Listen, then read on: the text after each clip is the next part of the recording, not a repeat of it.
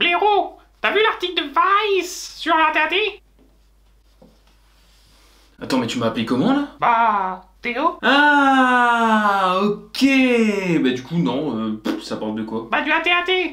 Non mais Norbert, j'ai compris, mais quel est le propos sur le ATAT? Apparemment, le système de rotule du ATAT est indémontable. Un comble pour du Lego. Non mais qu'est-ce que c'est que cette connerie? Encore des mecs qui font un article sans jamais avoir touché une brique de leur vie. C'est quoi la suite? Le tournevis du ATAT ne fonctionne pas sur des vis cruciformes. Scandale! Ah bon? Attends, je leur envoie l'info. Bah du coup, t'essayes pas de voir si ça se démonte? Si, je vais le faire. A few moments later. Oh merde! Qu'est-ce qui s'est passé? Je lui ai pété une patte. Oh non, pauvre Georges. Georges? Non mais attends, mais c'est ridicule de donner un prénom à un Lego. Bah Brickfan, il l'a déjà fait, hein. Attends, mais c'est génial comme idée. Oh mon dieu. Oh, quel lèche-cul celui-là.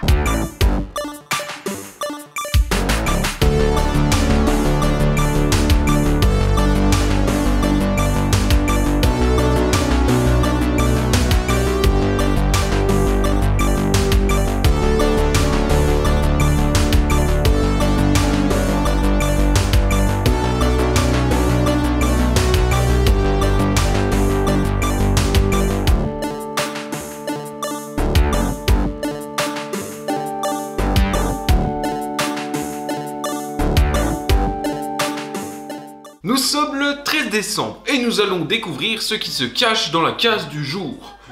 Et c'est un... Scout Trooper? Attends, quoi? Sérieusement? Non mais qu'est-ce qui leur prend chez Lego? Ils ont enfin décidé de nous faire plaisir. Alors ça me trouve le cul. Ouais non mais ça m'emmerde un peu parce que bah maintenant je fais comment pour me plaindre? Nous sommes le 14 décembre et nous allons découvrir ce qui se cache dans notre calendrier de l'Avent Lego Star Wars. Et c'est... Quoi? TC14? Non mais ça c'est pas possible. J'aurais dû m'en douter. Bon, file-moi la surprise. Bon, c'est un bout de mur. Donc pas besoin de faire un monologue de 5 pages pour expliquer, selon moi, pourquoi ce truc a aussi peu d'intérêt. Et je ne dis pas ça seulement parce que je suis un jeune adulte grisonnant, non. Gris comme la construction.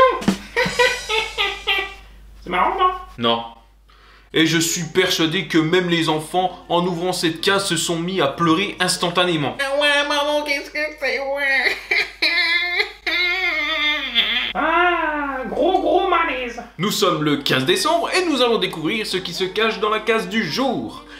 Et c'est une motojet blanche. Et alors là, je pense que vous allez trouver ça assez surprenant, mais c'est une bonne surprise. Attends, quoi? Mais il est dégueulasse. Alors effectivement, le niveau de finition est assez rudimentaire. Mais cette motojet, avec en supplément le Scout Trooper de la case du 13 décembre, aura au moins le mérite d'être réutilisée par les enfants pour rejouer la cavale avec le maraudeur référence 75 313. Contrairement à tout le reste des autres constructions qui finiront de toute façon dans la benne à ordures. Nous sommes le 16 décembre et nous allons découvrir ce qui se cache dans la case du jour. Et c'est un transporteur droïde. Non mais c'est cool, ça faisait longtemps qu'on n'avait pas eu un truc sans aucun intérêt. Je commençais presque à me dire que Lego n'en avait pas pour mon argent. Vous l'avez sans doute remarqué dans la série The Mandalorian, mais les droïdes astromécanos savent piloter des speeders, des barques, mais aussi des monts de charge. Et Lego a décidé de représenter ce dernier. On peut sans trop se mouiller dire que c'était le choix le plus... Nul à chier. Merci. Le droïde astromécano pagayiste, aussi horrible et flippant soit-il, aurait fait mon bonheur. En tout cas, plus que celui-ci. On notera que les économies budgétaires est toujours un secteur maîtrisé à la perfection par Lego, puisque la tête de d'autres droïdes astromécanos ne même pas tampographiée. Bravo! Bref, on aura sans doute plus de chance demain. Oh, bah sûrement. Enfin, j'espère. Nous sommes le 17 décembre et nous allons découvrir ce qui se cache dans ce calendrier de l'Avent Lego Star Wars. Et c'est le croiseur léger impérial de Moff Gideon. Tiens, c'est marrant, il ressemble fortement au sapin de Noël qui avait Place Vendôme en 2014. Ah ouais, c'est vrai, maintenant que tu le dis. Sûrement une allusion cocasse de la part de Lego pour nous dire qu'ils nous ont bien enculés. Nous sommes le 18 décembre et nous allons découvrir ce qui se cache dans la case du jour. Et c'est un droïde ITO que vous pouvez traduire par droïde de torture. Oh, bah comment ça? Et oui, alors que Lego s'efforce à dédramatiser la guerre à coups de joviales batailles de boules de neige entre pillards Tusken et autres Stormtroopers, il nous casse tranquillou un droïde de torture impérial.